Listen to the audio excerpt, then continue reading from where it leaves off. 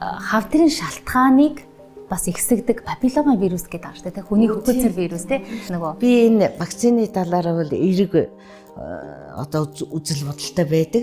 Эмэгтэйчүүдийн өвчин чиний л өвчин гэж юусаа хандаж болохгүй тэ хоёулаа л хамтарч одоо хүүхнүүдэд тэгэл эм бичиж өгдөг, лаб бичиж өгдөг, стандартын дагуу эмчилгээг нь бичээд өгдөг байхгүй юу?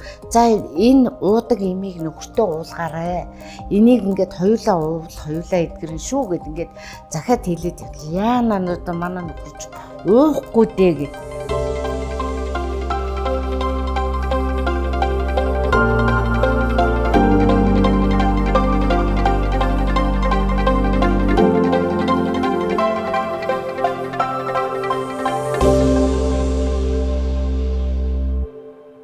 Сайн байцгаана уу? Эрхэм хүндэт үзэгч, сонсогч та бүхэндээ энэ өдрийн мэндийг хүргэе.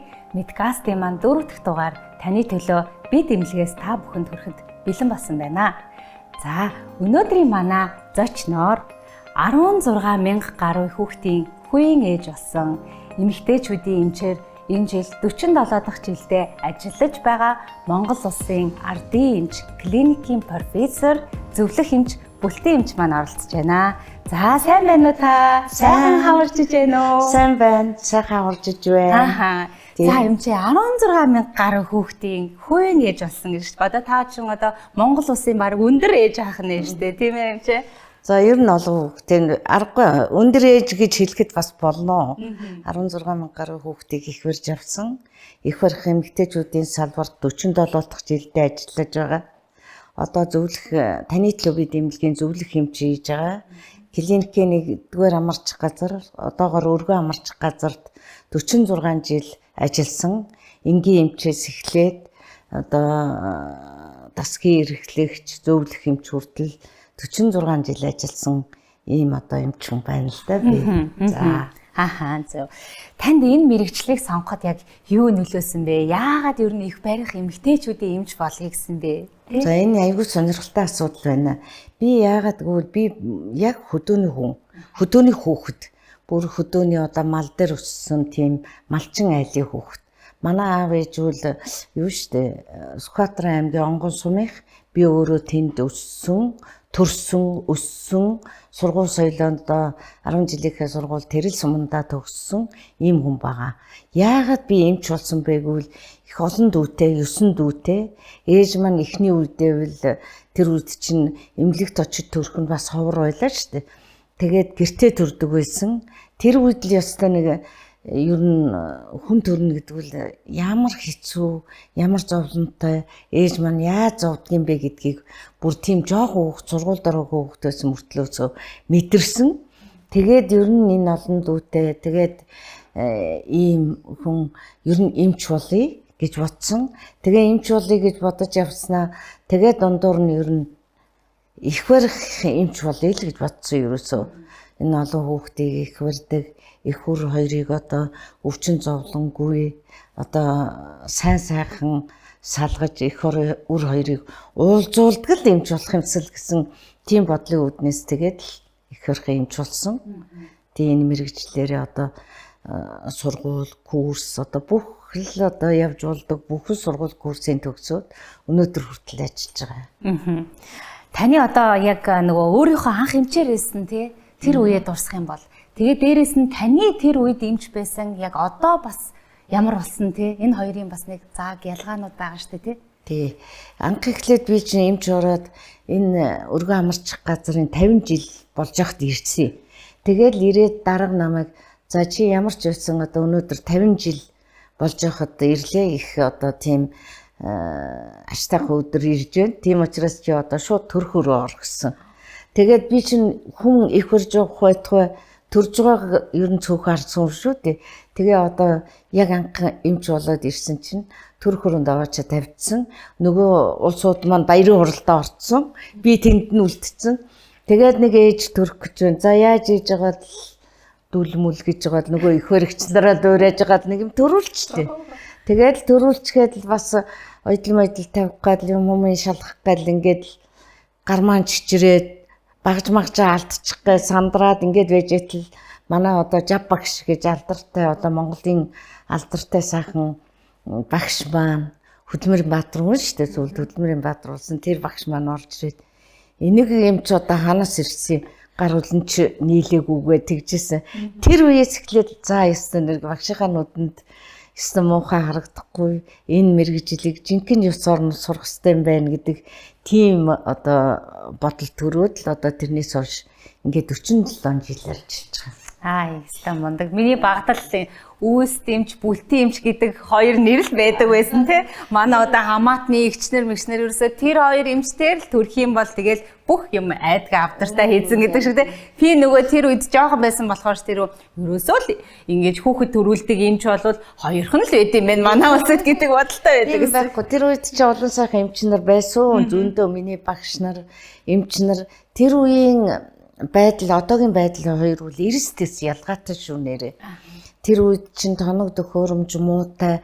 За бэлий гэхэд биднээс бэлийгээ угаагаад тальк хийгээд гялгар удаагээд кармалчдаг байсан. Тэргээрээ л одоо хариуцгаад үздэг байсан. Одоо гэхэд чинь юм хөгжөөд сайхан одоо бэлийн өмслөө гэхэд дандаа стерилний бэлийн өмсөн хүн төрхтэй хүртэл өөр байсан. Тийм сайхан үе эхэлчихэд байгаа үед энэ манай хүүхэд залуучууд төрж байгаа бол одоо бас сайхан л юм ер нь тэр үедээ харьцуулчихгүй. Тэгэхээр хоёулаа жирэмслэлт тэгээд нөгөө эмэгтэйчүүдийн асуудлаар ярилцахаасаа өмнө өсвөр үеийг ерөөсөө орхигдуулж болохгүй шүү дээ тийм ээ. Тэгэхээр нөгөө өсвөр үеийн одоогийн тань дээр ирж байгаа хүүхдүүдийн гэж яри тийм ээ. Одоо 10-аас 19 настай хүүхд өсвөр үеийнхний гол асуудлууд яг ямар асуудлуудаар тань дээр их илүүтэйгээр хандаж ирж байгаа. Өсвөр үе гэдгийг бол үнэхээр ярих ёстой сэдвийн нэг. Одоо тэг чин дээр үед ч одоо охтын эмчгээд л байдаг байлаа. Одоо дүүрэг болгонд охтын эмч байна уугүй юу? Байхгүй шахуу байна.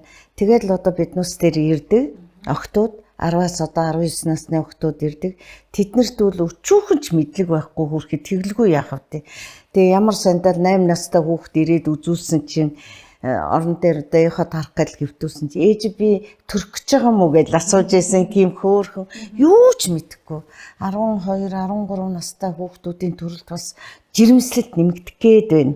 Энд бас их сэтгэл зовж байгаа. Тэр хүүхдүүд яагаад гэвэл юу ч мэдэхгүй байна. Мэдэхгүй учраас тэгж байгаа. Тэгээд ямар сандаа энэ сургууль цэцэрлэгч яах вэ? Одоо мэдээж нэг их анхаарах юм хүүхдийнхээ ариун цэврийн байдлыг л анхаарах хэрэгтэй байдаг.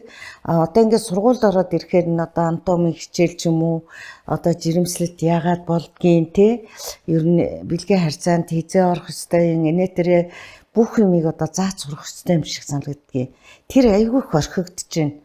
Тэгээд одоо хүүхдүүд мэдгүй байгаа шүү дээ. Тэгээд л одоо миний хүн ингэсэн байна. Зоохон ширүүлээд одоо чи яаж байгаа юм байж болохгүй шүү дээ. Ингээд яриул энэ юм чи яагаад байгаа юм бэ? Би ер нь юу хийсэн юм бэ гэд мэдгүй учраас тэгж хариулж байгаа байхгүй юу? Тийм учраас тэр болгоныг одоо зааж сургах хэрэгтэй. За тэгээд л охтуудын эрүүл ухааг сайн бодох хэрэгтэй. Охтууд ингээд л ирээд үзүүлэхэд чинь бас л ариун цэврийн байдал нь шаардлага хангаагүй байдаг байхгүй юу? Тэгээд миний хүү усаасанд орж ингэж яаж байгаа ордог үсттэй энэ төргээл асуух. Би өдөр болго усанд ордог гэдэг байхгүй юу? Хүүхдүүд өдөр болго усанд ордог. Тэгвэл яг тэр одоо эргэтнээ яаж угааж арчиж гин гэдгийг л эцэг ээжүүд одоо зааж өгөх хэрэгтэй байхгүй юу? Тэр нь тэгэл хөрх амтай нөгөө гаднаас нь нуглаас дэмэж гаднаас нь ингээд угаачих тэр хажуу талд нь тэгэл нуглаасанд нь янз бүрийн цагаан магаа юм байж байгаа л тэр нь одоо бохирдоод л эвгүй нэртэй мөнтөртэй болсон байдаг. Тэрийг хүртэл зааж өгмөр санагддаг байхгүй юу охтуудад. Тэгээ охтууд бол ер нь би одоо ингээд боддгийн энэ охтуудын сэтгэл зүй гэдгийг маш их харж үзмээр байдаг байхгүй юу. Тэгээ тэрэн дотор ч одоо яахаар бүтлгүй дурлал гээд байх юм. Янз бүрийн одоо сайхан охтууд хөвгүүд хоорондоо үерхэж дурлалцаад үгүй бүр тэрвэрлдэл үнсэлдэл ингээд явж идэг байхгүй. Тэгээд нэг нь одоо нэг би боллооч гэх юм уу би одоо өөр охинтой үерхлээж гэдэг юм уу тийм юм болонгууд л амиа хорлолт энэ төр хэсэг гээд байдаг байхгүй. Энэ амиа хорлолт гэдэг бол эрүүл хүний үйлдэл биш. Эрүүл хүн хязгаарч амиа хорлохгүй. Тэрний сайхан юм байдаг шүү гэдгийг л охтууд хүүхдүүдтэй ингээд зааж сургаж ойлгуулах ёстой л гэж би бодож явдгийг. Тийм учраас амиа хорлох бодол төрөх юм бол би эрүүл биш байна. Тийм учраас зүгээр хорлохгүй байх ёстой гэдэг бодол өөрт нь одоо ойлгуулах хэрэгтэй л гэж боддөө шүү дээ. Тэгэхээр нөгөө одоо охтууд гэдээ ярихлаар сарын тэмдэг ирснээр л те хүүхдүүдийн тэр сэтгэл санаа те бүх зүйлэнд өөрчлөлт орж байгаа. Өөрийгөө бас их нэгдүгээрт том болж ийн гэж бас нөгөө янз бүрийн мэдээлэл иргэсүүдээр авчиж ийн тэгэнгүүтээ бэлгийн харилцаанд маш эрт орж ийн. Тэгснээр бас эрт жирэмслэлт явагдаж ийн те. Тэгээд одоо төрөх насны биш одоо бага нас өсвөр насны үед дээрээ тийм ээ гэр бүл төлөвлөөгүй байхдаа одоо нөгөө бэлгийн харилцаанд орсноор бэлгийн замын халдвар төвчнүүд маш их тусж ийн те. Тэгээ бэлгийн замын халдвар төвчний чинь хамгийн эцсийн шатн тэгэл нөгөө өргүйдэлт хүрэж байгаа штэ ер нь бол те. Тэгэхээр одоо энэ мэдлэг мэдээлэл дутуу байна. Таны саяны хэлсэн шиг бас нөгөө эрт найз залуутай те найз хөвгүүнтэй болохлээр өөртөө том болцсон гэл. Тэгээ нөгөө хөвгүүнийхээ ятгалах нь бас их ордын юм шиг санагдаад байгаа тий. Ерөөсөө л ийм бэлгийн харилцаанд орохгүй бол барыг сална энэ төр гэдэг бас асуудлууд явдаг гэдэг байгаа нь тий. Энэ яг үнэ асуулт. Ягаад гэвэл энэ сошиал ертөнц гэдэг бол одоо маш хэцүү байна. Ягаад гэвэл одоо сошиалор танилцсаа л гэхээ. Тэгээд л танилцсангуудаа одоо энэ охтуудыг чи хүрээ дээр одоо уулзъя барья гэдэл тэгээд л уулзангуудаа одоо голдуул одоо янз бүрийн үдшилэгч байдаг юм уу тийм юм дурууд одоо арх тамхи одоо янз бүрийн одоо буруу зүйл дуруу татж штэ. Тэгээд л одоо тэднүүсийн ятгалганд ороод тэгээд харьцаанд ороод нэгдүгээрт бэлгийн замын өвчин тусч байна. Хоёрдугаарт одоо хүсээгүй жирэмслэлт бий болж байна. Эцэг эхчүүд нь бол ерөөсөө мэдэхгүй байгаа шүү дээ. Эцэг эхчүүд анхаарал хандуулахад айгүй муу байгаа. Ягаад гэвэл өөрснөө айгүй их ажилтай тэгэл ажил төрөл гэдэл хөрхий бас тэднүүсийгээ өсгөх гэдэл хүүхдүүдээ одоо орхиод явждаг. Тэднүүс яадаг гэвэл уцаараа оролдоно. Элдвийн одоо тоглоно. Элдвийн одоо хүмүүстэй танилцсан, уруу татагдана. Тэгээд одоо биений юм ирсэн ийм үед чинь бас октоо тийм дур хүсэл бас баг зэрэг төрдөг мөрдөг юмнууд бол байгуул та. Тэрийгээ одоо бодоод хэрэгтэй хүнтэй уулздаг. Тэгээд л цаашдаа одоо нөгөө бэлгийн харьцаанд орох төр чинь зэрэг жирэмслэхээс эхэл. Бэлгийн замын халдвар төвчнөөс эхлээд сүүлд нь бүр жирэмсэлдэг, хүсээгүй, яагаачгүй байхдаа жирэмсэлдэг. Тэгээд эцэг эхээсээ нуучдаг. Ингээд гидсэн томроод ирэхээр нээж аав нь мэдээд л уйлж хайлсан юмуд л орж ирдэг. Үнэхээр одоо цаг хугацаа гитэрсэн байхад бол хинч яаж чадахгүй шүү дээ. Тийм учраас охтууд бол биенийхээ юмд маш их анхааралтай байх хэрэгтэй. Хэрвээ эрэгтэй хүнтэй харьцаанд орсон л бол биенийхээ юм хянах хэрэгтэй. Ирж гэнэ үү, ирэхгүй байна уу? Би жирэмслэлтийг эрт илрүүлдэг маш олон арганууд байна. Тэрэн дотроос хамгийн эхлээд л одоо жирэмсний тест гэдгийг аваад л үзчих хэрэгтэй. Тэрийг үздэг одоо дадалтай болчих хэрэгтэй шүү дээ. Жирэмснийхээ тестийг үзээд л 2 зураас гарвал за биш боллоо гингүүтэл хамгийн эхлээд ээждээ хэлээд л тэгээд л асуудлыг бас шийдэх арга зам бас байдаг. Тийм учраас ерөөсөө манай охтууд бас маш анхааралтай, өөртөө маш анхаарал тавих хэрэгтэй. Тэгээд одоо үнэхээр одоо бэлгийн замын өвчин цагаан юм гардаг, гаднаас нь үнэртдэг энэ төр гэдэл одоо залуу нөгөө ангийнх нь энэс ийм юм үнэртэд байна нэ тэрийг одоо эвгүй байдалд оруулдаг. Тэрийгэ эртгэн мэдсэн бол тэгэл эмчт тандах хэрэгтэй. Эмчт тандаад л шинжилгээнүүд аваад л бүгдийг тэгээд л эмчилгээнд ороход бол тэр тэгээд бүрэн эмчилгдэж шүү дээ. За ер нь бол бэлгийн харилцаанд ороогүй байсан ч гэсэндээ өсвөр насны охтууд яг ямар үед эмчт хандах уу? Өсвөр насны охтууд ямар үед эмчиж хандах уу гэхээр одоо ер нь бол 9-өөс 16 нас гэдэг байгаа шүү дээ. 16 одоо 12 дугаар анги чинь 17-8-тай төгсөж шүү дээ. Тэр хүртэл нь бол үнэхээр өсвөр нас мөн. За яагаад эмчиж хандах вэ гэхээр зэрэг хамгийн эхлээд эцэг ээжүүд тийм ээ. Ээжүүд охиныгоо одоо юу гарч чинь өмд нь одоо эвгүй болж гин үү? Ер нь яг бэлгийн бойжилт нь ямар чатандаа явна уу? Одоо жишээлхэд л одоо биений минь ирж байна уу? Ирэхгүй байна уу? За тэр нь тогтмол байна уу? Тогтмол бус байна уу? За жишээлхэд харахад одоо хөх мөх нь ургаж байна уу? Урахгүй байна уу? Тарган байна уу? Тунхай байна уу? Тэр болгоныг харж ярих хэвээр. Тэр болгон дээр л баг зэрэгэл өөрчлөлт байвал эмчит хандах хэвээр.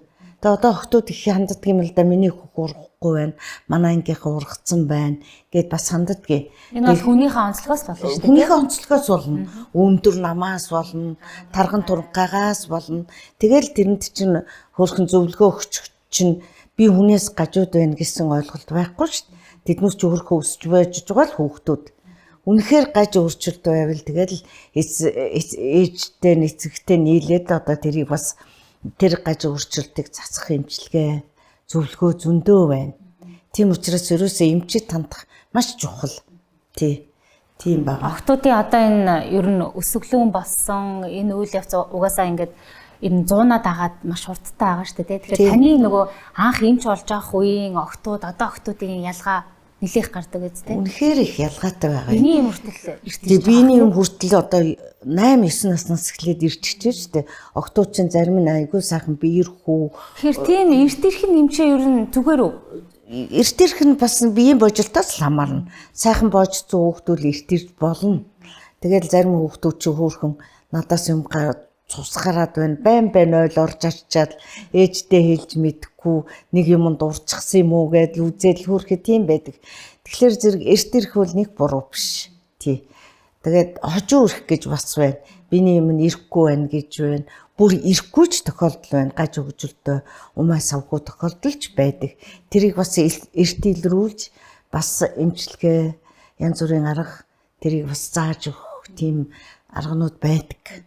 Та түрүү нөгөө яриандаа дурдсан штэ. Одоо ингээд биений юм анх ирж байгаа. Эсвэл бол одоо усанд орохтой буруу орж ийнө гэдэг ааш тий. Тэр талаар нөгөө зөвлөгөө огт бас охтуудтай өгвөл тий. Яаж юу н угаах хэвтэй вэ? Тий, охтууд чинь ингээд дандаа усанд ордог. Хөөрхөн одоо нохтой охтууд энэ төр хөдөөнөх бас тэр болгон чадахгүй штэ бас өөрхөө.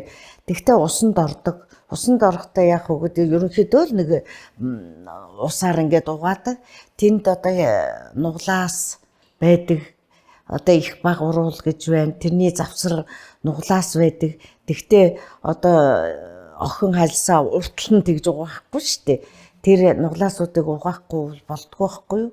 Тэгээд тэрнээс гадна эрэгтэй эмэгтэй альж хүүхдүүд одоо нэмгэн хэсгээ аягуулсаа угааж явах хэвээр сууг, цав одоо тэр нэмгэн хэсгүүдээ угаахгүй бас харалдаг янз бүрийн одоо юм мэдээтэй юм гардаг тэр хэсгээр үнэр тогтдог энэ төргээ тийм юмнууд байдаг. Тэрийг л одоо охтууд хүүгүүд бас мэдгүй байх талтай байдаг. Тэгээд эрэгтэй хүүхдүүд ч гэсэн усанд орохдоо бас бодож угаахгүй л одоо бас шамалж жагаад угаавал тэр завсар чинь дөрөв цагаан юм үнэр танаар урцсан байдаг. Энэ бол одоо бас охид хүүгүүдэд хэлээд өчөхөд нэг л одоо сургамж болж байгаа юм да. Хавдрын шалтгааныг бас ихсэгдэг папиллома вирус гэдэг ааш тэ хүний хөвгөлцөл вирус тэ папиллома вирусын нөгөө вакциныг хийхгүй эцэг эхчүүд нь ч гэсэндээ хоёр тал болоод хийлэг нь хийлэхгүй гэсэн асуудлууд маш их явсан. Тэгээ та энэ вакцины талаар бас нөгөө би энэ вакцины талаараа бол эерэг одоо үзэл бодолтой байдаг. За 11 наснаас эхлээд хүүхдүүдэд вакцин хийнэ, папиллома вирусын вакцин хийн гэж яриад байгаа шүү дээ. Энэ бол урьдчилан сэргийлэх вакцин. Манай орон одоо ойлгохгүй учраас одоо вакцины хувь их багатай явдаг. Тийм учраас охтуудаа эрэгтэй хүүхдүүд хийж болно гэж байгаа шүү дээ. Одоо охтуудаа хүүгүүдээ тэр вакциныг хийлгэсэн байх юм бол хүний тэр хавдар үүсгдэг тэр папиллома вирусээс хамгаалдаг, урьдчилан сэргийлдэг гэд дэлхийд даяараа яриад бүр одоо бүх орнууд чинь өөрийнхөө одоо товлолт вакцины тоонд оруулсан байгаа шүү дээ. Тэгэхээр манай орн тэрнээс гоцорч болохгүй. Дэлхийд даяараа одоо цудлагдаад, батлагдаад ирсэн тэр вакциныг хийлгэхгүй байх юм бол одоо хизээ нэгэн цагт одоо хүүхдэн ч юм уу том болоод одоо хүний гөхөнцөр вирус нь хавдар болж хуурсан байх юм бол тэр үедээ хийлэгдэг байжтэй гэж ярьдаг хүмүүс хүртэл байдгийн шүү дээ. Тийм учраас энэ дээр үл ерөөсөө хийлгэн зөв гэсэн бодолтой байдаг. Эмч тэрийг би бас нэг хүнээ сонссон чинь нөгөө хэрвээ яг хөө энэ бол өсвөр наснд нь хийх ёстой гэж байна тий. Тэгээ томчууд бол бэлгийн харилцаанд орсон бол хийлгэх боломжгүй маа. Энэ бол нөгөө эрэгтэй хүн дамжуулдаг тий. Тийм учраас аль үшээ бараг авцсан байгаа энэ төр гэсэн тэр тийм байх уу? Байхгүй.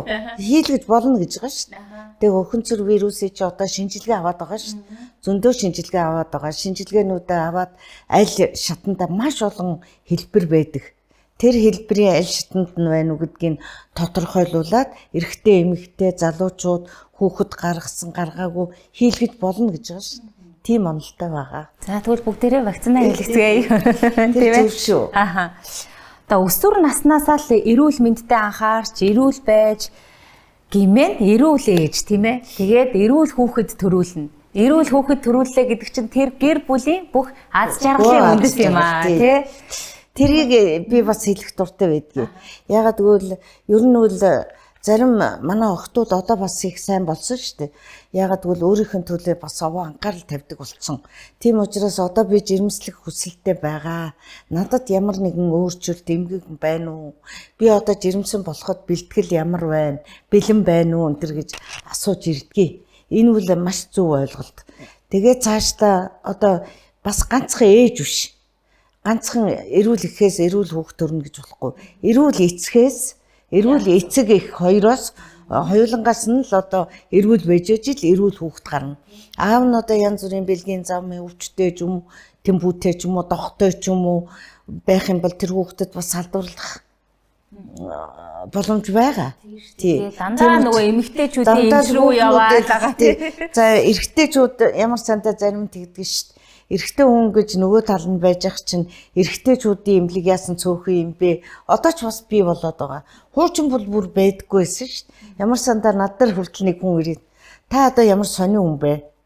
Эрэм хоёрын нэг талыг үзчихээд нөгөө талыг үзэхгүй юм.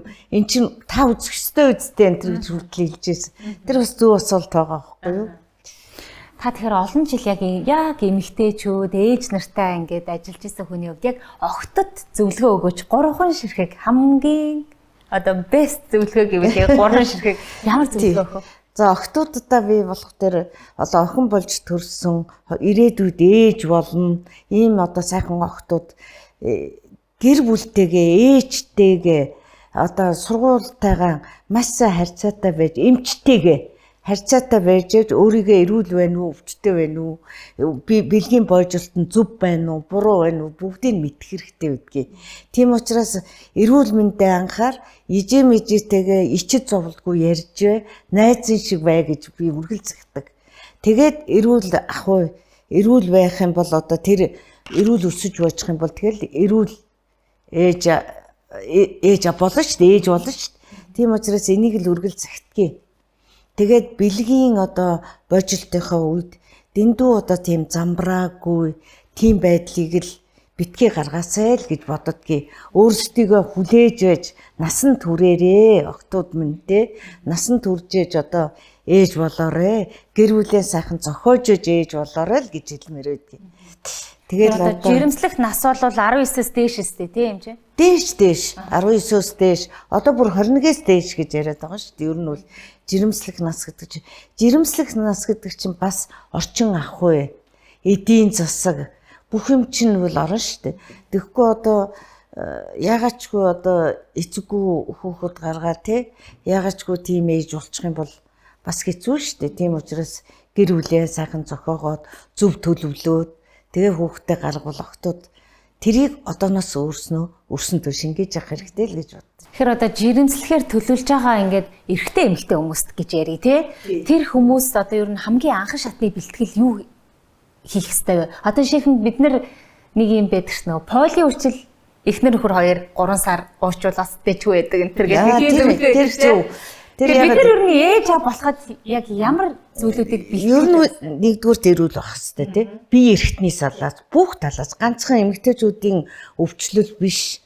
Зүрх, суудаа, сууш, бусад одоо бөөр, бусад эрхтний талаас нэгдүгээр тэрүүл байх хэрэгтэй.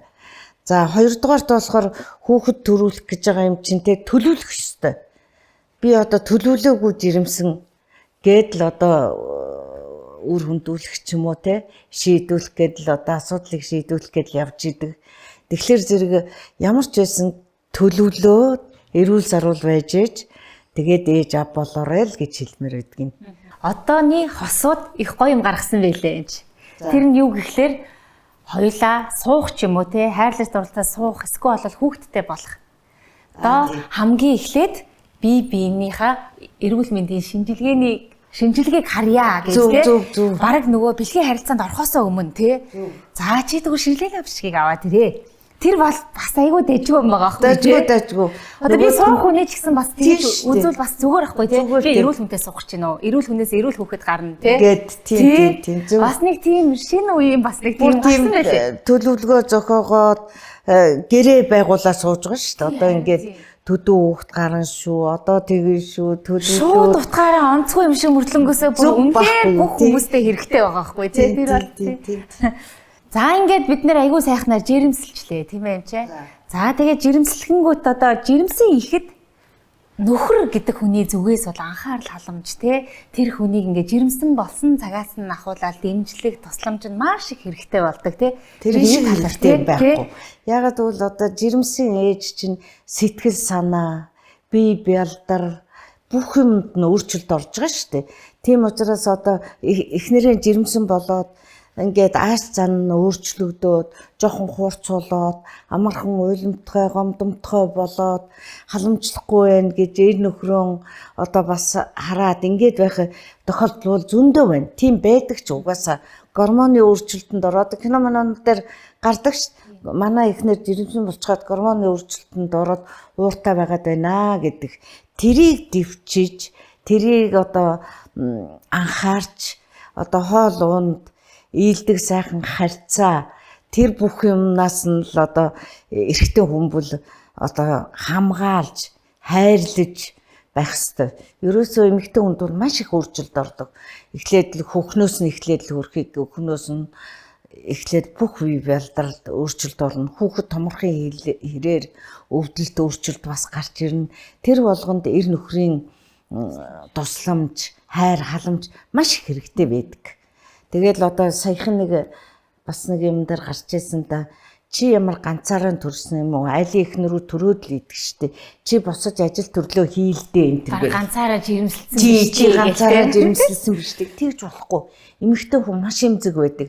За төрөн төрдлөө эмзэг, төрөн төрдлөө тэнд шинэ хүн бүрлдэж бий болж байна. Эмчиж орчин, эмнэлэгт очиход нь заавал цуг очиж зөвлөгөөний хамтарч авах хэрэгтэй. Одоо манай залуучууд маш сайн болсон. Дээр үсчээ ихнэр жирэмсэн ихчүүд ганцаараа шхуул яваад байдаг. Одоо бол нөхрүүд айгүй сайн дагж авдаг. Тэгээд гарч байгаа одоо тийм биед гарч байгаа өөрчлөлтүүд нь маш сайн асууж одоо би яах ёстой? Би яаж одоо ихнэрээ халамжлах ёстой? Төрөлтөнд нь яаж туслах ёстой гэд ингэдэг. Тэгээд сэтгэл санааны хувьд бол аш өөрчлөлт ордог эмэгтэй хүн. Төрсний дараа хүртэл сэтгэл готрол болдог. Тэрийг хүртэл одоо сайхан халамжилж, хайр халамжаараа тэрийг одоо заавал готролд орох ёстой биш шүү дээ. Тийм учраас готролд оруулахгүйгээр сэтгэл санааг нь өндөрт өргөж, эхнэрээ одоо чи миний хүүхдийг төрүүлсэн ийм сайхан эхнэрээ одоо үргэлжил сэтгэл санааны байдлаар нь өргөж явах ёстой л гэдгийг залуучуудаа захимаар байдаг байхгүй юу тий. Тэгээ нөгөө нэг яг эхнэрээ төрж явах үед яг тэр процесстаас хажууд нь байх бас нэлээд давуу талтай юм шиг байгаа тий. Тэр бас би бас тэгж боддгийн. Ер нь бол ингээд гадаа зогсоод манай авгаа яаж байгаа бол өвдөж байгаа бол үнэ тэр болгоны гадаа бахтуул мэдэхгүй шүү дээ. Тэгээд яг дэрэгд нь очиход бол өстой бүхнийг ойлгодог. Яа өстой эмэгтэй хүн чинь ээжийгөө хүртэл хайрлах нь ихсдэг гэж байгаа шүү дээ. Эмэгтэй хүн чинь төрөх гэж яас их зовдгийм бэ гэдэл одоо дэрэгд нь одоо оруулаад зогсоочдөг болсон. Одоо ямар санда нэг ээж төрөхгөө тий бүр төрч чадахгүй орон тайр гараа зогсчих нь буугаад ирэхэд бууж ирэхгүй бүр нэг айхтар болоод эхлэхгүй тэнгүүт нь нөхрийн дуудаад оруулсан. Миний найзаа буугаад ирээч хөшөө одоо төрөх гээд байж төвөгчөө очих гээд байж гэсэн. дугаваа гэж өвчгөлж мөшгөлөөд төрхийн орон дээр нэг үсэрж угаал нэг үсэрж хэдий их баригч нар хөөж бариад тэгээд хөрхий тэгжсэн тохиолдол байгаа. Тэгээд дараа нь төрчмгүүд яана би нэрээ дэндүү шаран шин гаргачихлаа одоо би хичээд байна гэлдэж байгаа. Эрэхтэй чууд ухаалтчихна. Эхнэрээ хараад нөгөө төрж байгаа процесс бүх юм хараад ухаалтчихдаг зарим нь. Өнөөхөг сэргэхээ хөлөө нэг харсан чи харин авгаахан дээрээс ингээ унаад ухаалтсан. Энд ч одоо яаж байгаа юм бэ? Төрж байгаа хүнийг одоо чи өмсөд байгаа мó гэсэн чи харин дээрээс нь унаад ухаалтсан байсан. Тэрийг татаж явчих бас арчлах уу гэтэл их хөөрхөн юмнууд их гарнаа. Тий нэртэй болоод их гарч ин тэ. Гэхдээ таны яг анх эмч болж исэн үед бүр нэг мартагдшгүй те нэг тийм дурсамж гэх юм уу хөвгөлтэй гэх юм уу тийм явдлыг бас бид нарт хаваалцаж. Одоо нэр инээдийн явдлууд өдөр тутмал гардгийг одоо тэр ямар сантал нэг ээж төрөх гээл төрж чадахгүй бас нэг харцаа хайчлан гэдэг байдаг шүү дээ. Тэгээд нэг бүр ингээд хөрхий дүүлж чадахгүй ингээд орилоо бахраал доошоогоо хүүхдээ хүчилж чадахгүй болохоор за хайч витер хайчилчих гээл тэгэхгүй тэгсэн чинь нөгөө нөхөр нэг унтсан. Босож ирэнгүүтээ яна алчихсан уу гэж. Хайчаар одоо сүлүүж алах гэж байна гэж ойлгосон юм уу яасан. Тийм хөөрхөн тохиолдол зөндөө байгаа. Авгаан ингээл өвдөөл орилоод байхад л өнөө юуны төрх орны ард газар суудсан орилоо сууж бүх бахраад ингэж хөвтөл орилж исэн тохиолдлууд хөөрхөн манай ирчүүд ер нь их зөөлөн сэтгэлтэй их хөөрхөн шүү дээ манай залуучууд ер нь янз бүрийн тохиолдлууд их би бас зарим нь мартаад байна. Ямар санд манай эмчнэр намайг дэгдэг шүү дээ. Янз бүрийн тохиолдол хүндрэл янз бүрийн гарна шүү дээ төрөх чинь. Ер нь Монгол хүн ер нь их хэлсэн хэлц үгнүүд нь айгүй мундаг байдаг шүү. Өөхөх төрөх хоёр адилхан шүү гэж. Энэ үл өстой үнэхээр л одоо өөхөх төрөх хоёр адилхан. Тэгтээ төрөлт гэдэг бол бас физиологийн процесс шүү дээ бас нэг талаараа. Тэгтээ ийм айхтар хүндрэл тохиолддог шүү гэдгийг л одоо хүмүүс ингэж ойлгуулахын үүднээс баг Монгол тийм хэлц үг гарсан болов уу гэж боддог шүү дээ. Ер нь л тэгээ манай эмчнэр нь асуудаг байхгүй янз бүрийн хүндрэл гараад л эмчлээд л халгаа магалгаа хийгээд л янз бүрийн болдог. Тэгээд бүлтийн эмч танд яг ийм юм тохиолж ирсэн үү гэдэг. Гүй бүлтийн эмчт нь бол өөрөө өхөхөөс бусад тохиолдлууд бол тохиолж ирсэн. Тэр болгон дээр л одоо эмч хүн бол одоо алсын хараатай бас зоригтой тийм зөөлөн сэтгэлтэй тэрний хажуугаар бас зоригтой байхгүй юм бол айгаа зүгтаагаад байгаа бол тэр хүн ч хэцүүдэн шүү дээ. Тийм учраас тэр болгон тохиолддог юм аа. Ийм юм надад тохиолж байсан. Энээс би ингэж гарч ирсэн. Энэ тэргээд хилдгэл юм эмчнэртэйгээ. Одоо нөгөө сүүлийн үед өөр төрөхгүй. Одоо яагаад гэвэл дараа нь бас л те нөгөө нэг юу н одоо өтрээс унах. Тэгээд тэр нь бас хагалгаа хийх юм тэргээ тэр нь бас их айхтар байд юм билээ. Тийм учраас би өөрийнхөө бас нөгөө дараагийн гоо сайхан те өтрээний гоо сайхнаа авч үлдэхийн тулд те ингээд хагалгаагаар төрье гэсэн нэг тийм сонголтууд гарч ирээд байна уу? Энэ талаар ер нь тэгж өөрөөрөө болон төрсөн энд бол биднээс эсрэг үзэл бодолтой байдаг. Яагаад гэвэл хүн ер нь хорвоо дээр ер нь өөрөөрөө л тийм ээ хүн ер нь өөрөө төрхөл тийм зориулттай шүү дээ эмгтэй хүн чинь. Үнэхээр одоо хүндрэл тохиолдох кейс рүү хийх одоо тийм олон заалтууд байна л да. Тэр заалтууд байхгүй байхад зүгээр одоо хэрзэн бүтнээр нь авч үлдмээр байна. Сунчих нь барьчих нь гэдэг тэл байдлыг үл эмчнэр нэх авч үздэггүй ерөөсөө үнэхээр л одоо байгалийн жамаараа төрвөл тэр хүн үнэхээр л одоо ёсороо төрөх нь байгалийнхаа байдлаар төрөх нь тэр хүнд ашигтай. Үнэхээр одоо кейс рүү их заалтууд байхад бол яа харахгүй хүүхдийн талаас болон эхийн талаас гарсан заалтуудаа мөрдөөд кейс рүү байдаг. Кейс рүү хувьд бол ерөн сүүлийн үед бас нэлээд ихтэйд байгаа.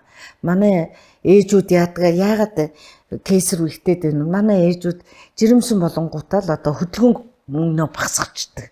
Тэгээд төрж байгаа хүүхэд нь хитрхий том. 4 хилээс зээш одоо 5 хил 6 хил ч хүүхэд гарч байна. Тэгээ тийм тохиолдолд бол тэр ээжээс бол төрж чадахгүй ш тэр ээж төрж чадахгүй. Тийм учраас кейс рүү хийх ийм тохиолдлууд гардаг. Тийм учраас жирэмсэн үедээ бас дан гэвтээд Ямар сандаа нэг ээж тэгжсэн. Манай бэр 2 сартай жирэмсэн ингээд л гівтээд байх юм. Хүүхэд нь томорчихгүй байгаа даа гэд нэг асууж исэн.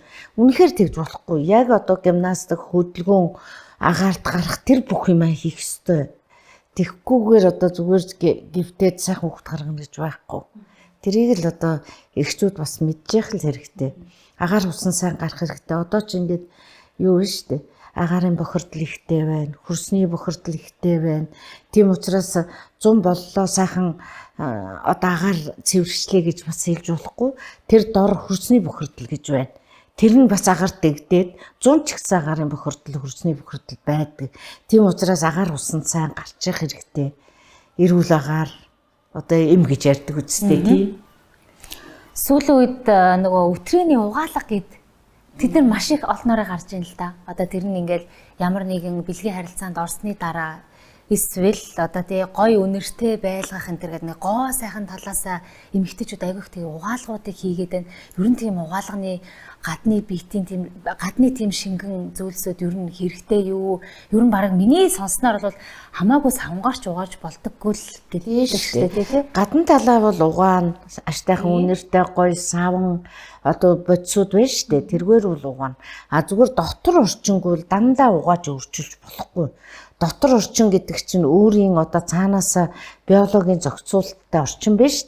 Тэр орчныг заавал одоо янз бүрийн бодисоор угааж өөрчил тэр орчинг өөрчилж болохгүй. А зүгээр үнэхээр өвчин туссан бол те үнэхээр одоо бэлгийн замын өвчин угаахаас өөр аргагүй тийм тохиолдлуудад бол угааж болно. Угаадаг ер нь. Тэрнээс үшүүл дандаа дотгошн хийгээд угаагаад байна гэж. Гадна талаа бол угаана. Ямар ч гоё үнэртэй савн үнэртэй ус одоо элдвэм гарцсан биш тэднээсээ гарцсан тий. Болно. Эмэгтэйчүүдийн сарын тэмдэг их баг ирдэг тий. Бас өвдөлтгүйгээд ер нь энэ их баг гэдэг хэмжээс ямар байд юм бэ? Хэмжээ гэж байх уу? Бид нар одоо ямар үед энэ бол айгүй их ирээд байна. Би ер нь үзүүлэг болсон байна. Хараад хэмжээ шүү дээ. Одоо нэг өдөрт нь 3 даамсаг хэрэгэлдэг байх тул хэвэл гэж үзнэ. 5 6 7 8 болоод ирэх юм бэл тэр гарч байгаа эмэгтэйчүүдийн сарын тэмдгийн тэр ялгагдсан тий ямар байна? Эсвэл бүр нөөцтэй байна уу? Их хэмжээгээр ирж байна уу? Өнгө нь ямар байна? Хэмжээ нь ямар байна? Энэ болгоны чинь өөрсдөө л ажиглаж мэднэ. Их хэмжээгээр ирэх тохиолдолд бол янз бүрийн одоо цаана умаа савны өвчин байх магадaltaй шүү дээ. Жишээлх юм бол хоргоо хавдар ч юм уу, хортой хавдарч байхыг үгүйсэхгүй. Тэгээд одоо хүмүүс ингээ үзүүлэхгүй, эсийн шинжилгээ энтрээ өгөхгүй, өөртөө анхаарал тавихгүй болох юм бол нэг л мэдхэд одоо хорт хавдар болчихсон тохиолдлууд зөндөө залуу хүмүүсд байдаг. Тийм учраас одоо жилд ч юм уу ядахтаа 2 жилд нэг удаа эсийн шинжилгээгээ өгөө. Энэ бол хавдар илрүүлэх шинжилгээ шүү дээ. Энэ шинжилгээгээр л одоо тэр папиллома вирус бүх юмнууд чинь бас илрэн шүү дээ. Сүүлийн үед PCR гэж шинжилгээ, нарийн шинжилгээнүүд байна. Тийм юмнуудыг сайн өгчих хэрэгтэй байдаг байхгүй юу? Тэгтэл ерөөсөө битүү явдаг.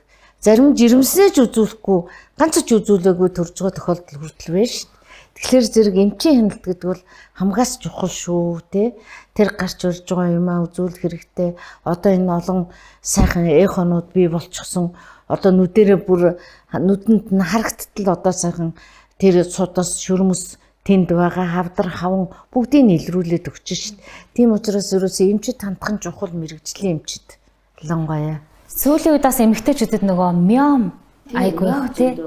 Тэр юунаас болж энэ одоо юунаас болж ийнэг вэ? Энэ олон шалтгаантай л да ер нь үл.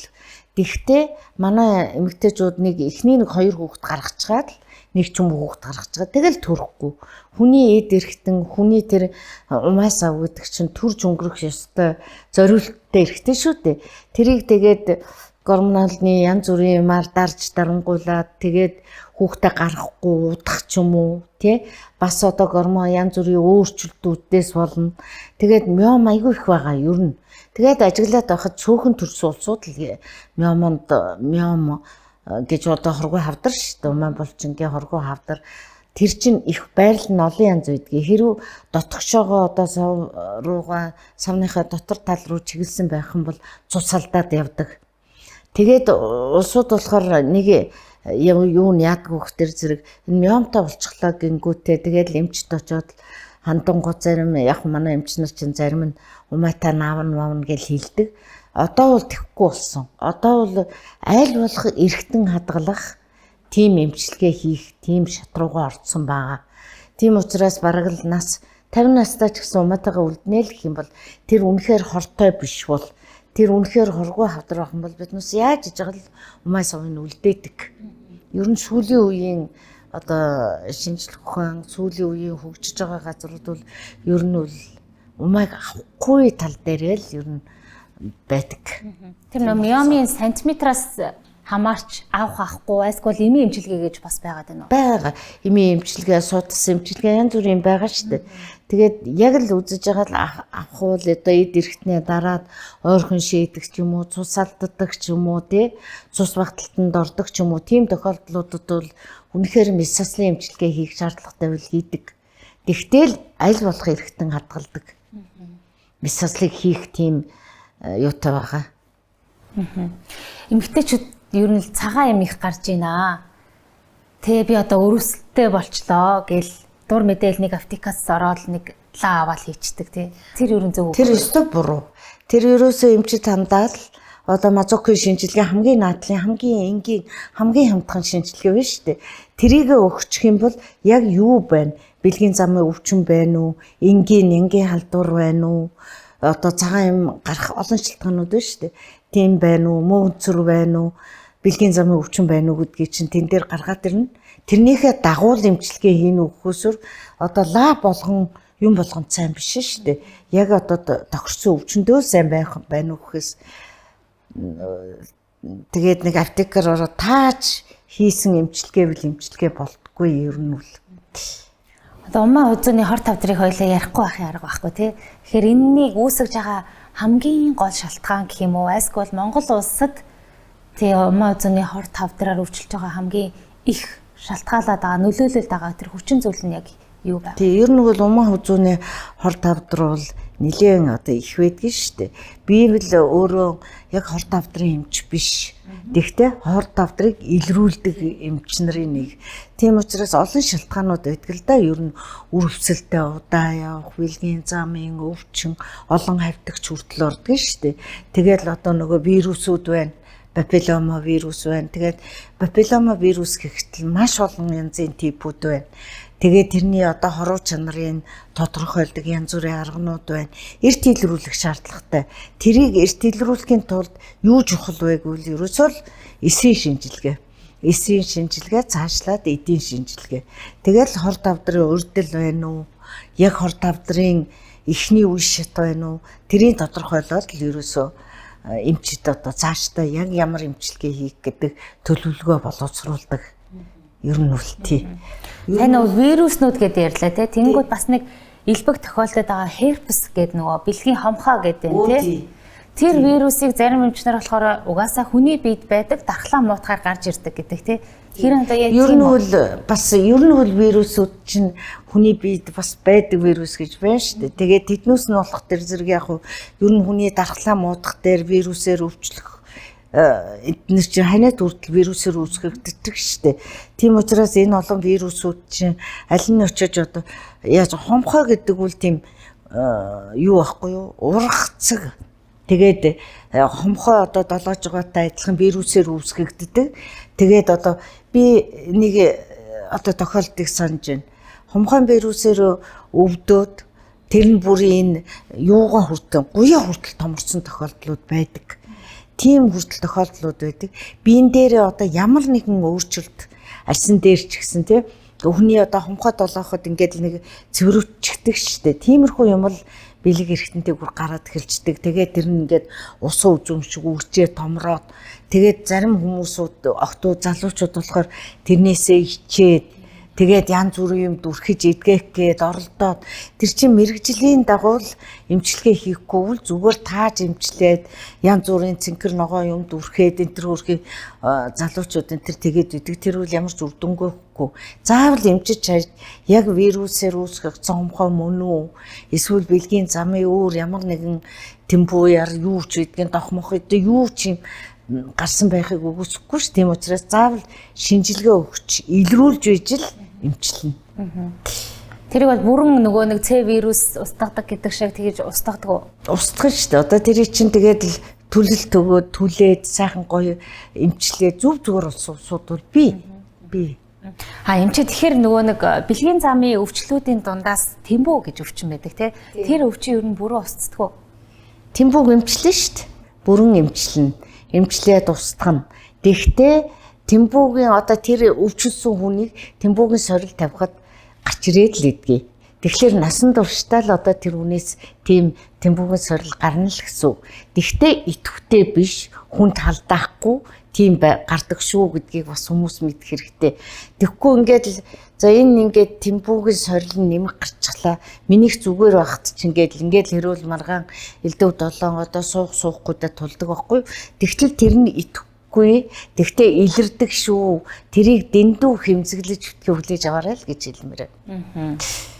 Яг түүнтэй адилхан бас нөгөө янз янзын эмэгтэй хүн л нөгөө эмэгтэйчүүдийн эмчид очиод байнгын үзлэгт хамрагдаад байдаг те эрэгтэйчүүд бараг үзүүлдэг. Тэгсэн чинь нөгөө эмэгтэй нь байнгын л өрөвсөлтэй лаа хийгээл хөөрхийн амтан зовоол яваад байдаг те. Гэтэл нөгөө 5 6 удаагийн тахилтаас ингээд ирээд үзсэн чинь нөгөө эмч нь хэлжилтэй.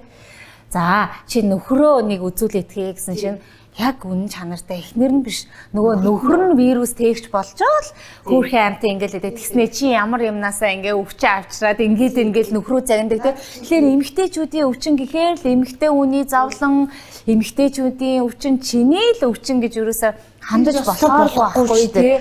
Хоёулаа л хамтарч одоо хүүхнүүдэд тэгэл эм бичиж өгдөг, лаб бичиж өгдөг, стандартын дагуу эмчилгээг нь бичээд өгдөг байхгүй юу? За энэ уудаг эмийг нөхөртөө уулгаарай. Энийг ингээд хоёулаа уувал хоёулаа эдгэрэн шүү гэд ингээд захиад хэлээд яана одоо манай нөхөрч уухгүй дээ гэд.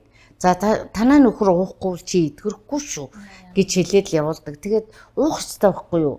Тий нэгэнт л одоо хоёулаа нэг юмны хоёр тал шүү дээ. Тийм учраас нэг талыг нэмчилчихээр овоо хаштайхан болоод ингэж байж ийсэн чи одоо эргээд л нөгөө өрөвсөл юм чи гараад ирлээ яах вэ гэд тэгэхэд нөхөрт нь байж идэг байхгүй. Эрэгтэй хүнд бол голдуу юм илэрдэггүй. Илэрдэггүй голдуу дамжуулагч өөргийг гүйцэтгэдэг. Тийм учраас эрэгтэйчүүд дургүй байдаг л да. Гэхдээ уулах хэрэгтэй, уух хэрэгтэй, ухамсартай байх хэрэгтэй. Эхнэрээ хайрлах хэрэгтэй л яг үнэ. Аюу олон хүүхэд төрүүлээд идэг штэ тий. Тэгээ тэр тусмаа төрөх тусмаа л өнгө ороод гялалзаал бүр илүү олон насалдагч гэдэг юм уу удаан насалдаг тий. Тийм тохиолдол гэх юм одоо тэрийг одоо юу гэж ойлгох вэ бид нэр? Ер нь их төрөх сайн юм уу? Ер нь төрөлтийн хоорондын зайн ямар байвал зохистой? Ер нь бол олон төрөх сайн штэ. Эмэгтэй хүн гэдэг чинь ерөөсөө угаасаа л байглаасаа л төрж хөнгөрөх зориулттай. Ерөөсөө л 2-3 жилийн зайтай төрөх ёстой. Манай зарим залуучууд ч айгүй олон төрж штэ. Тэгх тусмаа одоо улмал гоё байгаад байна штэ. Манайхны ээжүүд хүртэл одоо би чи 10 хүүхэдтэй айлын хамгийн том. Манай ээж энэ чи айгүй урт наслсан. Ямар ч өвчин зовлон эмэгтэйчүүдийн юм байгаагүй. Юун тэр миом зом ч байгаагүй. Тэгээд л одоо олон хүүхэд гаргаад бишгүүдэл сайхан эрүүл сарвал байх юм биш шүү дээ. Ер нь бол тэгж харагддаг, тэгжиж үздэг шүү дээ. Ер нь бол би бол ер нь хүмүүсийг нэг ядахтаа нэг 4 хүүхэд гаргаач, тэрнээс дээш гаргаач. Дандаа Монгол улс чинь нэг 6 хүүхэдтэйг бас дэмжиж байна шүү дээ. Нөгөө 8 хүүхэдтэй хийн 1-р одон өгдөг байсан бол 6 хүүхэдтэй хийн 1-р одон өгдөг. Тэгээд зарим их залуучууд бол 6 хүүхэд гаргана гэж гаргаж ил байна. Зарим нь тэрнээс ч олныг гаргаж ил байна. Ингээд ер нь хүүхэд төрүүлж байгаа эмэгтэй хүн чинь ер нь бол эрүүл сарвалын одоо шинж тэмдэг шүү дээ. Өвчтөй байгаад хүүхэд гаргаад байж чадахгүй шүү дээ. Тий, эрүүл байж ижил хүүхэд гаргаж байгаа байхгүй юу? Монгол эрэгтэйчүүд одоо эмэгтэйчүүдийнхаа нөхөн үрчгийн эрүүл мэнд талаас нь ер нь хэр их тусламж дэмжлэгтэй ханддаг гэж танд харагддаг вэ? Ер нь бол анх нь бол за эхнэр төржил байдаг, өвдөжил байдаг, тэг тоодгүй байсан анх нь бол нэр жоохон эрчүүд ер нь тэгтээ дээр үл манай эмэгтэйчүүд тэр өвчлөлийн тэр гайгүй л байсан. Одоо бол манай залуучууд маш сайн болсон. Одоо эмчлэгдэх, эхнэрийн халамжлах тэр тал дээр бол ер нь сайжирсан гэж би үздэг шүү дээ тий. Олон жилийн эмч хийсний хувьд. Одоо манай энэ өдөр чинь зөндөө олон хүмүүс үзүүлэхээ сууж хахад тал нь эргэжтэйчүүд л байдгийг. Тэр эхнэрээ авчраад, үзүүлж харуулад, өвчин зовлонгийн одоо анхаарад яах ёстой хамтарсан зөвлөгөө аваад тэр тэгдэг болсон. Ер нь бол хамтрал байх ёстой. Хандлага ер нь өөрчлөгдөөд сайн болсон байна тий. Сайн болж байгаа л гэж би үзэж байгаа. Одоо улам сайн болох байх. Одоо ягаад гэвэл нөгөө эмэгтэйчүүд ээж нар ингээл өвтгөр жоохон төгшөөхгөл тий. Энэ одоо өвтчлөө тий. Тийм улсууд бас байдаг юм. Гэхдээ тийм улсууд олон битгий байгаасай л гэж эрэгтэйчүүд одоо залуучуудад цаг хүсмээр байна. Тий. Одоо тэр нөгөө эмэгтэйчүүдийн өвчин болвол чиний ил өвчин гэдгээ л болчих хэрэгтэй байна. Тэрийг болох хэрэгтэй. Эм уугангууд найдлах уухал хэрэгтэй. Тэгж байгаа шинжилгээнүүдэд давтаж өгөөд л тэгэл эрүүл сарвал болоод л эрүүл эцэг эхээс эрүүл хүүхд төрнөө гэд Монголын эрүүл нийгмийг бүтээнэ. Монголын үрс маш олон болноо л гэсэн үг. За та одоо ингээд 47 дахь жилдээ ингээд ажиллаад явж байгаа. Одоо ингээд бүр хувийн эмнэлэгтээ бид нар одоо эмнэлэгчүүд үзүүлэхэд ч гэсэн бүр маш амархан болсон биш. Таныг олох арга зам бол их амархан байна. Таны төлөө бид эмнэлэг дээр ирэхэд л таныг олоод авах юм тийм. Тэр одоо бас эмнэлгийнхаа талаар бас бидэнтэй хаваалцаач. За манай эмнэлэг бол анх эхлээд үүдийн эмнэлгээр 1993 оноос эхлээд одоо хүртэл ажиллаж байгаа эмнэлэг байгаа. 30 гаруй жил. Тэгээд одоо дундаа үүдийн эмнэлэг байснаа эхлээ дараа нь 10 ортой одоо медицинын чиглэлээр 10 ортой эмнэлэг болсон. Тэгээд дараа нь одоо 2003 оноос эхлээд одоо энэ больниц эмнэлэг маань өргөжөөд төрх эмэгтэйчүүдийн одоо нэгдсэн ийм эмнэлэг болсон. Манай эмнэлэгт бол эхчүүд төрдөг, амарчдаг бас янз бүрийн хавдартай хүмүүс, янз бүрийн эмэгтэйчүүдийн өвчлөлттэй хүмүүс ирж хэвддэг, эмчлүүлдэг ийм эмнэлэг төрөлдсөн одоо тийм эмнэлэг байгаа юм. Тэгээ энэ эмнэлэгт одоо олон сайхан туршлагатай эмч нар ажилладаг, олон эмч нартай. Ер нь бол манайх байгуулагдсан цагаас сайд гэхэд нэг очор дугаар гэдэггүй. Ирсэн хүнийг л ирсэн тухайд нь үзээд зөвлөгөөний нөгөөд гаргадаг ийм эмнэлэг. Тэгээд бас эхчүүд эмэгтэйчүүд маань төрж амарчдаг ийм одоо эмнэлэг байгаамаа. За ингээд танд ингээд цагаан сараар бол маш олон хүүхдүүд ирэх үү 16,000 хүүхд гэдэг бол миний бүр толгойн багтахгүй амар их тоогоод байгаа байхгүй тий. Тэгэхээр их та дэндүү олон жил ажиллаж. Одоо нэрээ таны хамгийн анхны их барьж авсан хүүхэд хэдэн настай болсон бэ? Одоо 40 дээл болсон байгаа шүү дээ 40. 47 жил ажилласан гэдэг чи одоо 47 техник хүүхд байж л байгаа тий. Хүмүүстэй холбоотой их байдгаа. Байна бас энэ ялангуяа онцлог төрсөн, хүндрэлтэй төрсөн, олон ихэр хүүхд гаргасан энэ төр тийм улсууд бол бас их холбоотой байна. Над дээр одоо нэг 3 ихэр хүүхд гаргасан хөрхөн анхны төрөгч 19 настай 3 ихэр хүүхд төрж исэн. Тэр яагаад тэгсэн гэвэл би бас нэг ярилцлага сонь дээр нэг ярилцлага өгсөн байсан. Тэр сонинг тэр хүүхэд юу явцсан Солонгос явцсан байсан. Тэгээ Солонгост очиод үзүүлсэн чинь жирэмсэн болцсон. Найзтайгаа одоо найз залуутайгаа хамт явсан чинь жирэмсэн болцсон. Солонгост очиод үзүүлсэн чинь за 3 ихэр байна. Чи Монголд төрж болохгүй. Аль нэг нь агиулвал яаж ч мэдэн шүү. Тийм учраас одоо ингээд Солонгос төрөвчээ гэсэн баг. Тэгээд нөгөө тэр сонин гээд ярьж байгаа чинь тэр нэг ярилцлага байсан. Миний ярилцлагыг үзэдгүй ер нь энэ эмчтэй л очиж төрхий гээд нөгөөдөг чи хүрээд ирсэн. Тэгээд над дээр ирсэн. Тэгээд л одоо биднээс үзээд л хараад л тээлгээд л нөгөө хүүхэд чинь бүр бараг л ингээд явж чадахгүй, сандал дээр багтахгүй тийм болсон. Тэгээд нэг хайхтарч хүндрэл өгөөгүй маа. Тэгээд 3 ихэр хүүхэд төрж явах явцтай бас тий их залуу хүүхэд 19 20 нас 20 хүрэх байсан. Төрөх явцтай 3 ихэр бол голдоо өөрөө төрөхөд хэцүү шүү дээ анхны төрөгч. Тэгээд кесарээр төрсөн. Тэгээд нэг хил 800, хил 600, 2 хил 200 тэгээд төрсөн. Тэгээд л нэр эмчилгээ хийжсэн чинь нэг нь бүр муудаад л идэг. Тэгээд бүр биднээс жаагаад л өдөр шөнөгүй манай хүүхдийн эмч нар маань сахиал тэгсээр байгаад босгоод ирсэн. Одоо тэр хүүхдүүд 20 настай болцсон. Одоо Америкт ажиллаж амьдарч байгаа гэсэн саяхан би нэг холбоо барьсан чинь тий. Тэгээд ер нь бол тийм азтай тохиолдлууд зөндөө байдгаа. Эмчүүнд бол бас азгүйч тохиолдлууд нэрээ 100% одоо би бүгдийн чадаж өгөхэд бас хэцүү. Уйлаа сууж исэн бас өдөр байж л агаш. Байж уйлж исэн юу гэж юмч болов да яавдаг гэсэн өдрүүд үл тохиолддог юм хүнд. Тэг хүн мөнгө хөш болохоор чинь тэгээд л бас янз бүрийн хүндрэл энэ төр тохиолдно хүүхэж уухад энэ гинэ тэргээл одоо тэр болгонд чинь биднээс стресстэй уйлж хайлж дотроо өстө нэрээ юу гэж юмч болвол ер нь баг амиа урчморч үрфэ гармаар тэгтэр эрүүл хүн учраас одоо цаашдаа би амьдрах ёстой гэх юм уу тийм бодлууд бол ер нь төрдөг. Тэгээ зарим манай эмчнэр энэ төр сэтгэл зүй энэ төр хөрх амтыг бэлтгэдэггүй өндөө хүндрэл энэ төр тохиолдод байхад ажиллаа хийхээс шантраад ажилласаа гардаг ч тохиолдод мэрэгжлийн ажлыг хийхгүй ер нь хэцүү юм байна. Хоёр хүний амь хариуцсан үнэхээр хэцүү шүү. Нэг нь л одоо аштайхан болж байхад нөгөө нь бас хүндрэл тохиолдох юмнууд бол зөндөө байна.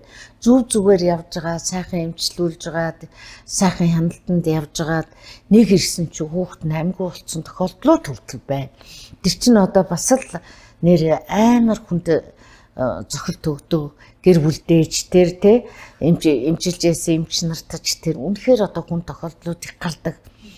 Ихэнч байх үү те гардаг тохиолдлууд байдаг тий. Тэгээд тэр болгонд ч одоо стрессээр байгаад биднес чи бүр аимхаж гэх юм уу ер нь бол сэтгэл зүй маш хэцүү. Тэгээ одоо зарим одоо залуучууд энэ төр чи янз бүрийн тохиолдлоос болоод за ер нь болий эмч их юм болий гэсэн тохиолдлууд ч байна. Одоо нөгөө нера эмгэгүүд гараад байгаа шүү дээ. Одоо нера эмгэгүүд гараад байна. Гадаа нөгөө цаг агаар одоо энэ чинь хэлэхэд айгүй хэцүү шүү дээ тий. Агаарын бохирдол байна, идэж ууж байгаа хоол унд байна. Тэ одоо тэгэл дахиад чинь л одоо янз бүрийн гормоноор тарьчихсан дахиад байх юм уу? Дэндүү хөсөлттэй том бүдүүн захианууд энэ төр чинь одоо мэдээч хэрэг ямар нэгэн аргаар тэрийг тийм болгосон химийн элементүүд бодисууд хэрэгжилж л тийм болж байгаа ш. Таныг нөгөө анх эмч болж явах үе чинь шал өөр байсан шүү дээ. Тэгэхэд одоо гайгүй байсан мэт тийм хүүхдийн нера өвчлөл эндэгдэл гайгүй байсан. Тэгсэн одоо ингээл агаарын бохирдол, хөрсний бохирдол, идэж ууж байгаа хоол хүнс тэгээд оршин суугаа байр орон энэ төргээд л одоо манайх чинь гişнээ сайхан цэвэр агаартай гоё орон билээ. Одоо тэг чинь хотын агаар бол бас хэцүү л болоод байна шүү дээ тийм. Үнэхээр одоо эхчүүд зарим нь айж нөхдөд одоо байхасаа хүүхдээ аваад гадаадад гарахын, гадаадад жирэмснээ тээхийн. Тий одоо боломжийн улсууд бол тэгээ зарим нь явцгаад байхыг тэр их мөнгөний урсгал, тэр их эдийн засаг одоо гадагшаа хөөрнө гэж бодгоос үнэхээр одоо Монгол маань үнэхээр дайдвартай тийм ээ агаар ус нь гоё одоо тийм цэвэр тийм байсан. Одоо энэ гудамжаар явж байгаа машинуудыг харалаа. Бараг ингээд жижиг машинтай машинуудаа араас угаартмаар байгаа шин. Тийм их машинтай, тийм их одоо төвчрэлтэй энэ чинь бас л нөлөөлж байгаа шин. Тэр болгоны ч одоо бүгдийн эмчтэй холбоод байж болохгүй.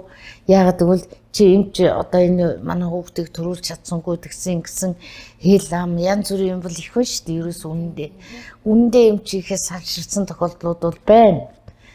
Тэгтээ яг хөө одоо зүтгэсээр байгаад л одоо өдий хөрхөө ямар ч байсан сэтгэл санаагаараа зүтгээд байхад бол бас болно. Тэрэн шиг эмч одоо нөгөө цэвэршилт бас эрт наснд эхэлж гин гэж яриад байгаа тий. Цэвэршилт ер нь хэдэн насны хооронд явагдвал хэвийн гээд одоо Монгол эмэгтэйчүүдийг хараад байхад нэг 45-аас нэг 52, 53 насны хооронд явагдаад байна гэж харагдаад байгаа. Тэрнээс эрт явагдаж байгаа тохиолдлууд бас байна. Тэгэл хүүхнүүд чи ирээд л хүрх юмти би цэвэршээд байна. Би уур хүрээд байна. Бараг байж итл хүнтэй хэрэлдмээр санагдаад байна. Царай цус маань үрчээж гож байгаа байна энэ төр гээд ирж байгаа улсууд зөндөө байдаг. Эрт явагдах нь юутай холбоотой байгаа? Эрт явагдах нь бас л олон янзын шалтгаантай. Тэгэл бас л одоо цөөхөн хүүхд гаргах ч юм уу, бэлгийн одоо өсвөл хөгжилтийн байдлаас ч юм уу, янз бүрийн гормоналны ч юм уу, хүний дааврын өөрчлөлтүүдээс, янз бүрийн өрөвсөлт өвчнүүдээс заавал эмэгтэйчүүдийн өвчин биш зүрх судасны өвчнч байж болно. Тэгээд одоо тархи толгойн өвчнч байж болно. Хавдрууд илүүг байна. Энэ мэдчилгэнгээс болоод ер нь үл бас тэгээд бухимдал, стресс бухимдал аягүй их нөлөөлж байгаа. Эрт цэвэрших явдал гардаг. Тэгээд л одоо гормон ууй өөрснөө тагаал угаадаг гэж манай хүүхнүүд заавал тэгэх ёстой биш. Яг ямар нэгэн шалтгаан байна. Тэрийг үзүүлж, эмчид хандаж, илрүүлж байж одоо ямар төрлийн одоо эмчилгээ хийвэл зүгээр байна. Одоо ч одоо гормонууд, дааврууд, янз бүрийн эмчилгээнүүд чинь бас хөгжилтэй орнуудын ч байна. Манай Монгол орны ч байна. Одоо янз бүрийн ургамлын гаралтай ч байна. Янз бүрийн сайхан эмчилгээнүүд бол гарцсан байна. Биднээс бол хүүхнүүдэдээ хэлээд эмчилгээ янз бүрийн юм хийгээд сэтгэл санааны одоо сэтгэл заслын эмчилгээ байна. Тэр болгоныг хийгээд штаг болж улсууд бол зөндөө байгаа. Та яг энэ дээр жишээ хэлээ шүү дээ. Та нар ийм юм хэрэглүүл бас та нарт их хэрэгтэй шүү гэдэг. Тий, ер нь бол ургамлын гаралтай бүтээгдэхүүнүүд энэ төрөө янз бүрийн байна шүү дээ. Тэднүүсийг хэрэглүүл ер нь их сайн байдаг юм байна гэдгийг өөрийнхөө нэг хүний жишээн дээрээс бас мэдж байгаа. Нэг хүн бүр хөдөө аймгаас уцстаад би одоо ингээд цэвэршээд бүр галзуурмаар болоод байна. Намайг хүн алах гэж байгаа юм шиг энэ төргээд яриад байсан хгүй. Тэгээд би нэг штайхан одоо манай энэ Монголд орж ирсэн ургамлын гаралтай бүтээгдэхүүнүүдээс бичээд өгсөн чи зүг зүгээр болсон гэсэн. Тэгээд тийм ер нь эмч нар болгон өөрийн гэсэн одоо тийм эмчилгээний аргатай байгаа. Тэр арга зөв хэрэглэх юм бол тэгээд л хүнд тусвал чадна да. Өөр нөгөө ийм болж хор болохооргүй. Гэхдээ энгийн арга биднэрт та бас хэлж өгөөч те. Хүмүүс айгүй сонирхолтой gaах ингээд яг тэрийг бас нэг бүр их хэмжээгээрч биш юм даа гэхэд хаяадаа нэг санахаараа нэг те зэвэршгээс юм уу. Ер нь эмэгтэй хүний одоо те цагаан юм гаргач гэдэг юм уу тэрнээс ерөн сэргийлээ. Одоо ер нь тийм байдаг байхгүй юу? Ер нь бол эмэгтэй хүнтэй эмэгтэй хүн эрт зэвэршгээд ингээд байдаг. Тэгэл тэрэндээ юу хэрэглэх үү гэж ирдэг. Ер нь эмэгтэй хүн бол одоо 45 40-оос одоо эхлээд л ер нь өөрийгөө одоо анхаарах ёстой. Одоо витамины дутагдлаа гэж айгүйх байна. Тийм учраас одоо энэ баруун орнуудад чинь дандаа л эмэгтэй хүний витамин ван Д гэдэг одоо нэг өдөрт нэг л уудаг витаминууд байна. Тэгэл остол дээрээ дандаа тийм сайхан витаминуудыг чинь тавьчихад яг ёс орны стандартаар нь уугаад байхад тэр хүн яг л одоо сайхан эмэгтэй хүн шигээ тэр бүх витаминуудыг аваад хэрэглээд ирэхтэр зэрэг цэвэршилтэн чи ёс ороо явагдана. Тэр яс усны хөгжил нь ч гэсэн хэвээрээ явагдана. Яагаад ч одоо хөлн мөрийчгаад өвдгөөр нь гатгуулаад л ингээд байхгүй. Тийм учраас тэр витаминуудыг эрт эхлэх хэрэгтэй. Тэрийг чинь бүр бичсэн байдгийг шүү дээ. Одоо тэр өдөрт ганцхан удаа удаг. Эрэгтэй хүн ч гэсэн уух хэрэгтэй бас. Эрэгтэй хүнийг цэвэршдэг байхгүй. Эрэгтэй хүнийг цэвэршихгүй одоо биений мэрдгүн чинь цэвэршихгүй штэ гэж боддог штэ хүмүүс. Үгүй эрэгтэй хүн бас цэвэршдэг. Тийм учраас тэр эрдэс, давс, витамин тэр юмнуудыг бол хэрглэж явах хэрэгтэй гэдгийг үргэлж захидгийн би юм. Эрэгтэй хүн тэгвэл цэвэрч байгаагаа яаж мэдэх вэ? Мэдэн штэ. Бас ягаад хүүглээ болоод л эхнэрээ загнаад л хүүхдээ загнаад л өөрөө бүр гинт уур хуцаартай болоод л бүх юм нэг болохгүй ч байгаа юм шиг санагдаад тэр чинь л одоо яг цэвэршилтийн үе. За өнөөдөрхөн би нөгөө сошиалаас уншиж ирсэн асуулт байхгүй энэ асуулт. Тэр яасан гэсэн чинь эрэгтэй эмэгтэй хүмүүс хол байдаг. Гэхдээ би биенээ хуурахгүй тулд те би одоо ингээд маш удаан ингээд 1-2 жил бэлгийн харилцаанд ороогүй. Одоо би бүр амар хэцүүж байгаа хаа. Энэ бол миний эрүүл мэндэд бас ямар нэгэн муу нөлөөтэй байх вэ гэдэг. Ер нь энэ бэлгийн харилцаанд эмчээ юм цаг хугацаа те одоо байнгын бэлгийн харилцаатай байжгаад байхгүй болчлоо шүү дээ тий. Энэ одоо хосуудын хувьд бол хол зайны тий. Тэгэхээр энд ер нь муу нөлөө гэж байдаг юм уу? Ер нь бол яг нь бие махбодууд бол нэг муу нөлөө гэж байдаггүй гэж бичдэг. Ярьдаг ч юм. Бид ч хүмүүстэй тэгж хэлдэг. Тэгвэл сэтгэл санааны хувьд бол мэдээж хэрэг штэ. Одоо эмэгтэй хүн ингээд бэлгээ харьцаагүй ингээд байгаа эмэгтэй хүн бол шал өөр харагддаг.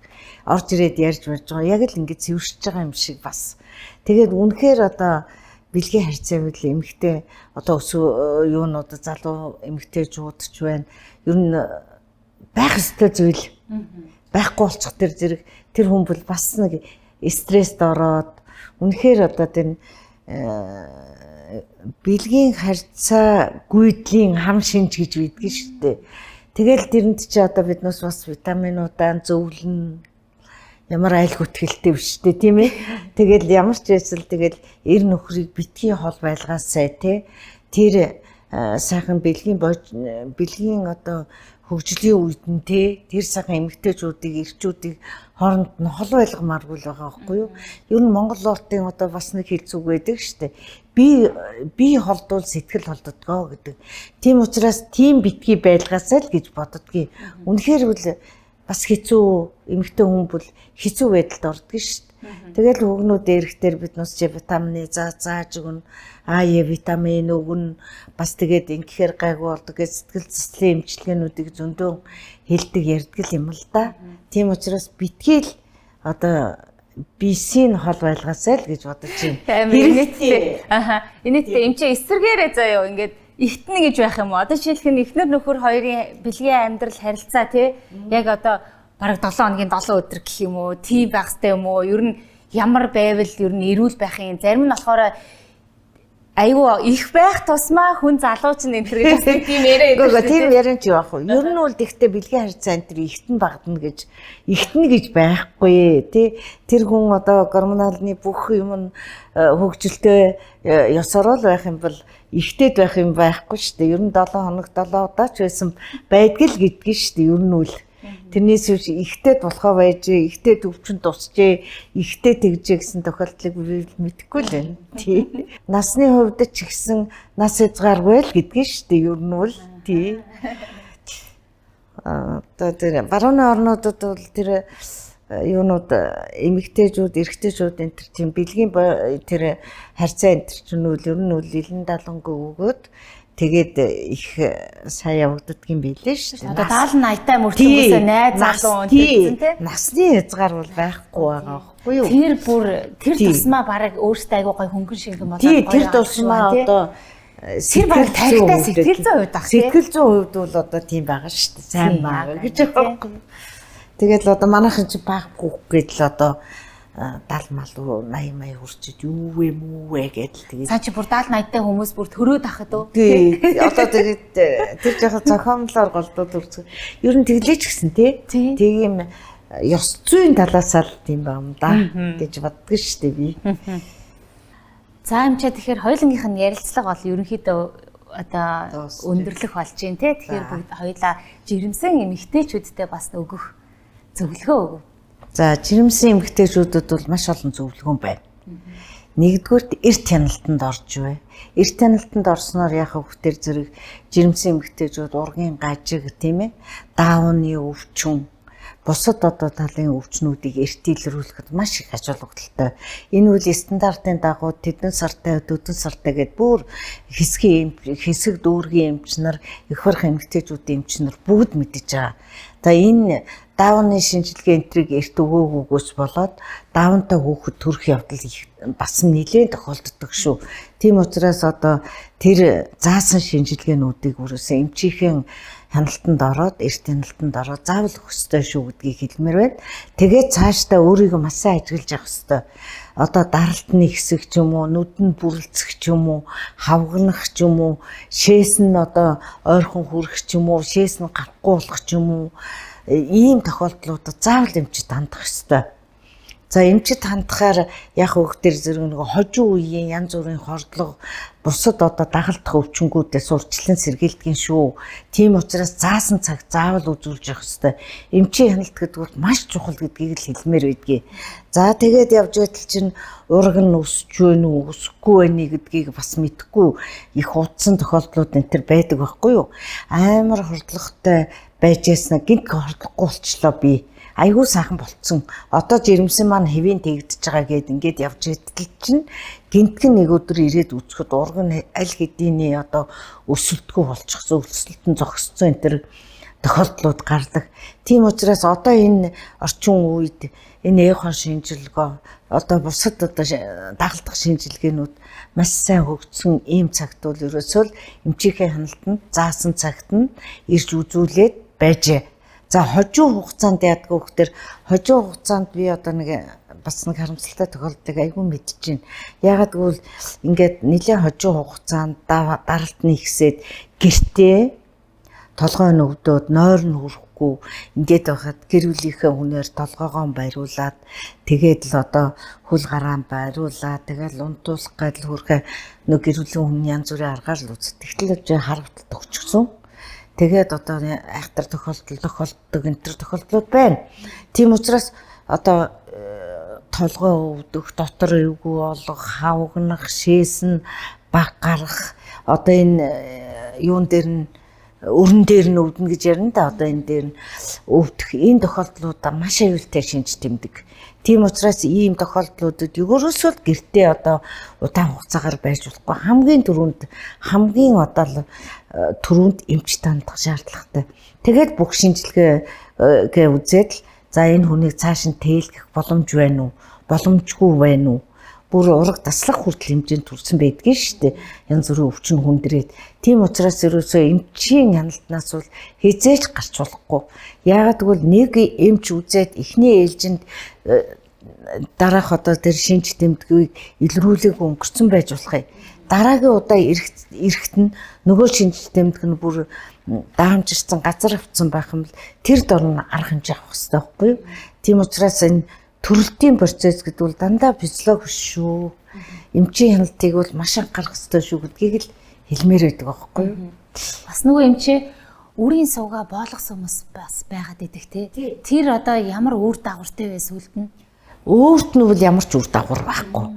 Тэрнийг үрийн сувг нарийнхан тэр сувгийг л таслаад бодж зөвл дахиж жирэмслэхгүй л гэсэн. Жирэмслэхгүй л болохоос ямар ч одоо өөрчлөлт өөрт нь гарахгүй.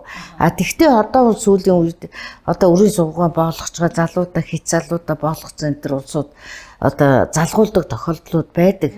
А 100% бишчгэлээ гэсэн бас үр дүнтэй тохиолдлууд зөндөө байдаг. Тий. Эрэгтэй хүн ч гэсэндээ бас боолгох юм шиг байна. Эрэгтэй хүмүүс манай монголчууд ч бас нэг жоохон эцгийн эрэгтэй ёстой учраас эрчүүд нь боолгох нь ховор байгаа. Зарим эрэгтэйчүүд ихтэй боолгодог. Эрэгтэйчүүд боолгоод өөрийнхөө сувгийг боолгоод эхнэр маань одоо дандаа ингэж төрөөд эсвэл олон дахин жирэмслээд ингээ хүндэрч байхаа оронд би өөрөө болгочихё гэсэн залуучууд бас байдгийн. Эмэгтэй хүний хувьд одоо тэр хэр хүндрэлтэй мис засал гэх юм уу мис ажилбартаа ордог вэ? Одоо гайгүй ер нь бол гайгүй тий гайгүй шүү дээ. Дурангаар боочдөг одоо ч амар болсон шүү. Дурангаар боочихно. За таныг өнөөдөр бидний подкастт ярилцлага өгөхөөр ирсэнд маш их баярлалаа. Би бас таны нөгөө хамт ярьсан одоо юу гэдгийг ярилцлагуудыг чинь үзэх гээд ерөөсөө хайгаад олоогүй. Тэгээд бидний урилгыг та хүлээж авсанд маш их баярлалаа. Баярлалаа. Одоо би хамгийн сүүлд нэг үг хэлье гэж боддгийн. Ер нь бол Монголын үрсийг маш олон болгоосай л гэж боддгийн шүү дээ ер нь тий. Монголын үрс маш олон болох болтугай л гэж өрөөдөө. За тэр ирвэл бат сайхан орших болтугай. За баярлалаа. За ингээд өнөөдрийн манай дугаар үгээр өндөрлөж байна. Өнөөдрийн бидний бэлтгэсэн дугаар танд таалагдсан бол манай YouTube сувг болон Midcast пэйж хуудсыг минь лайк болон subscribe хийгээрэй. Энэ нь бидэнд цаашдын маань одоо илүү олон дугаар хийх дэм болох юм байгаа шүү. Ингээд дараагийн дугаар хүртэл баяртай.